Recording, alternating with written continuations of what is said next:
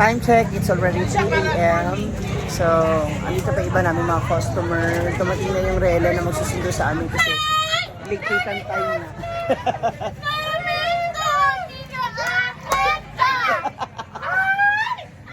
Shreya, thank you so much.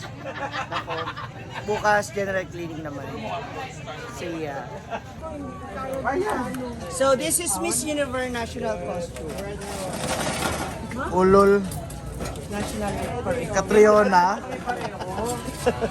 Parang Ang palit-palit lang. parang nasa harap yung parol. So, eto na nga po, nakulikitan na tayo.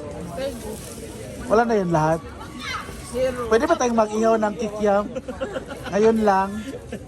Tigil-tigilan mo ako, diba? Ay, ang konti nang nakukuha, oh. Tingnan nyo, guys. Ay, oo nga pala, baka may ano to. Di ba? Baka masugatan ka pa. Naman sa ibig Ano ba? Ano na ako ang duwa? Marian! Ayan, oh, tindahan mo, buhat mo. Malakas na sila. Ano ka ba, batirilo? Ano to? Bro, ako tayo mo. Sila yung talaga ng ano.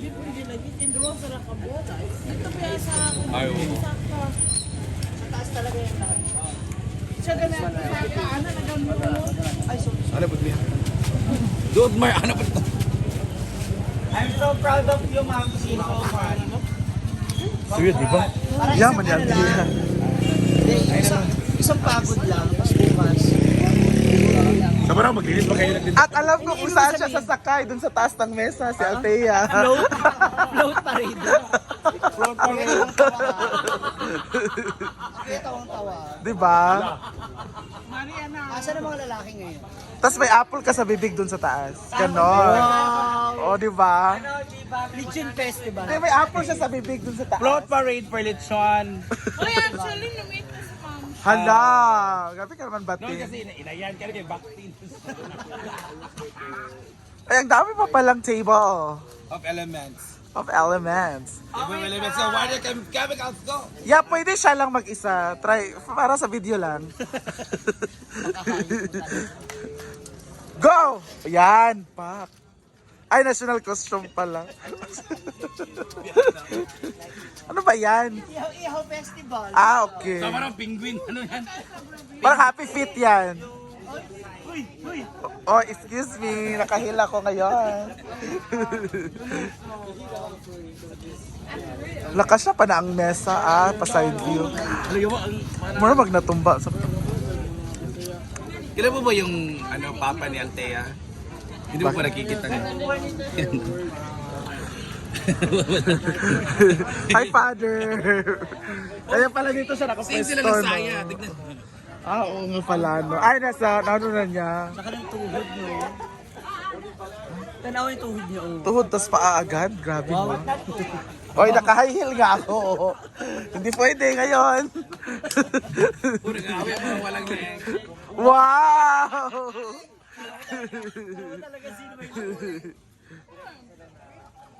Why?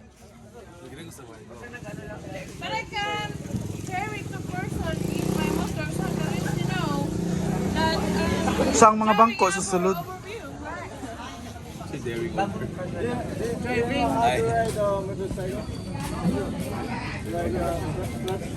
Go kaya niya mo. Bigay-bigay si Kyle go.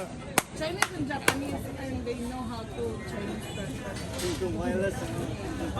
Ito yung isa sa mga pinaka, ano talaga, yung pagpunta rito tsaka pag-uwi. Ito yung nakakapagod. Kaya matrabaho siya. Okay lang ba nakukuha sila sa video mag-asawa? Bye-bye. Kasi naka... Yung bag ko, kilala kita. Kamalikot pa naman. Diba? Grabe pa naman yun. Bakla, pera ko. Kumuha na siya. Pag CA yun. Ah, oh, yun lang.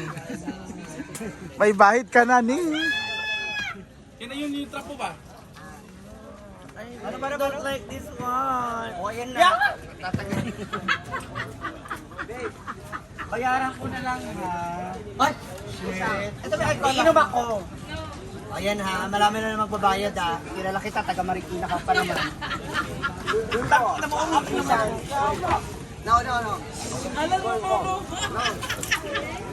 Gila sa dinit na. Ate, magkano yung ano? Lugawan?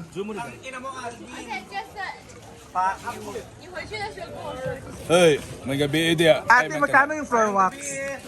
Ano na lang, 5.20. Yung gabi, kanina yung doon. Ate, wala na pong trip to Jerusalem.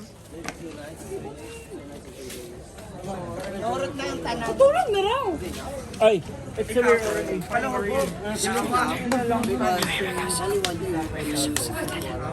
Ate, pakiligpit na.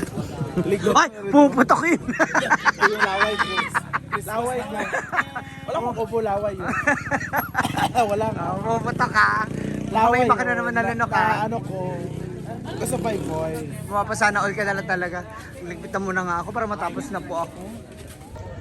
So ayun na mga moms, ako natapos na yung 1 week namin dito sa night market or night cafe na nga saan. So this is my first time na gawin yung ganitong klase ng business, no. Kakaiba siya, nakakapagod, pero masaya. Oo, yun ang sasabihin ko, masaya kasi isa sa mga nagpasaya po sa akin talaga ng gusto is may mga tao na rin na nakakakilala sa akin dito sa Hasaan, no. Ito mo, may nagko-concert pa. Nagamit akong hawakan. So, story time lang tayo. So, 7 days na experience namin or experience ko dito sa business. Yung mga ganitong klase ng business na nasa labas, ang pinaka magiging kalaban talaga namin is yung init at yung ulan. So, good thing hindi kami masyadong nag-open ng mas maaga. Like 12 or mga ganon ng tanghali. Mas nag-focus kami sa hapon. Pero kung tutusin, pwede naman 12 o'clock mag-open na. Kaya lang yun nga, syempre yung preparation, no, and what else? Tsaka yung pagpuntahan. Yung pag-set up mo nung store, ang hirap. Kasi kakapain mo pa. The first day, kakapain mo kung paano yung magiging galawan ninyo ng mga tao mo. That's why, nung unang araw, kung makikita nyo, marami pa talaga kami. Marami pa yung taong ko. Parang umabot ako ng 5. So, hanggang sa naging 3 kami, 4, 3, hanggang sa ngayon natapos na namin. So, all in all, masasabi ko na siguro hindi ganun kalaki yung income kung merong kinita. Actually, kasi hindi pa ako napo-compute. No? Siguro sa susunod na vlog, papaalam ko sa inyo kung magkano ba talaga yung kinita ko dito sa ginawa namin. So, maliban dun sa income namin gabi-gabi, no, very thankful din kami, especially ako, kasi yung mga kasama ko is hindi rin naman ako pinabayaan at iniwan sa aking itong aming ginawa na plano. Tsaka hindi lang ako yung nag-decide na mag-open ako dito sa plaza. Kasi bago nalaman ko na may night cafe, tinanong ko sila, mag-night cafe ba tayo? Magtayo ba tayo? Kumuha ba tayo ng pwesto? Kasi meron tayong ilang araw na walang pasok para mabawi. Kaya nyo ba? Gusto nyo ba? Ganon. Hindi lang po ako yung nag-desisyon. No? Well, ayun nga. Sadly, some of them hindi kinaya yung puyat. Kasi, syempre, pag hindi ka talaga, hindi ganon yung ano mo, na sanay ka sa puyat, talaga mapapagod ka kagad, tatamaan ka talaga ng sakit. So, ayun na nga, naulan ng kami, no? Yung iba may sipon na nagkatrangkaso. Ayan. Pero, all in all, itong experience na to is masaya. Siguro, kumita man o hindi, kasi since di pa ako nagpo-compute, masaya experience. Nakakatawa. Totoo, lalo na yung sa mga taga-hasaan, yung mga hasaanon, no, yung iba sa kanila mga first time ko nakita mukha, nababati nila ako, so yun lang. Na ano ako, parang naatahom ako sa lugar na to, pagkamat hindi ako dito laki at hindi ako taga rito. they welcome me. Especially yung mga bumibili kanina na first time akong nakausap. Na naririnig Tagalog yung sinasagot ko. Ay, Tagalog mali. So parang, naano sila, siguro na-amaze sila na may Tagalog na nagbebenta or nagninegosyo dito sa kanilang lugar. So, thank you so much. Ang saya-saya kasi marami akong bago nakikilala. May mga bagong kaibigan, no? May mga bago kang natututunan, may mga bago kang marirealize, no? And I'm so happy, no? Lalo-lalo na hindi man gano'ng kalaki, pero alam kong nabawasan po ako ng timbang. Ay, napumayat ako, na medyo nag-lose tayo. Siguro dahil nga sa galaw ng galaw, buhat ng buhat. Hindi naman po porket ako yung may-ari, hindi na ako tutulong magbuhat. Hindi porket ako yung may-ari, puro utos lang ako, no? Tumutulong din po tayo, physically.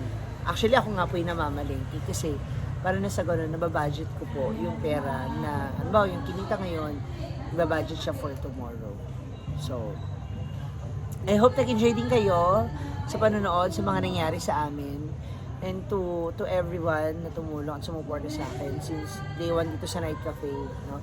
To Kagawad April, to Raymar, thank you sa pag-refer. Kay Jana for helping me, for assisting me. Kay Kapitan Benson, thank you so much. To my Social Climber Squad family, sisters, thank you so much. Brenda Mitch, thank you so much there. To Tagarao De Leon family, maraming salamat. No, sa aking mga followers, sa ating mga friends, kina Ate Cute, thank you so much sa pagpakyaw na aming paninda. To everyone, and syempre sa aking mga momshies, sa aking mga angels, maraming salamat. Ayan. At syempre sa inyo, sa mga nanonood ng aming mga videos and vlogs, maraming salamat po. Sana wag kayong magsawa na araw-araw kaming suportahan, panoorin sa lahat ng aming mga ginagawa. So ngayon, hinihintay ko na lang dumating ulit yung Rela kasi second batch, ito na yung last na bubuhatin yung stante at yung mga natitirang upuan at lamesa. Then after that, papahinga ko ng bongga. Pero general cleaning pa pala mamaya. So, yun. Then, tsaka ako magpapamassage at malamang baka ipalaundry ko na lang yung damit ko. kasi sumuulan, ang hirap magpatuyo. Uwi ako ng Manila. So, syempre gusto ko yung damit ko na may iwan yung mga labahin. Malinis siya. Para pag uwi ko, meron na naman tayong magagamit. Okay? So, kung ano man ang gagawin ko sa Manila, kung bakit, at anong dahilan, abangan niyo po sa mga susunod kong videos and vlogs. Okay? God bless you everyone. Maraming salamat.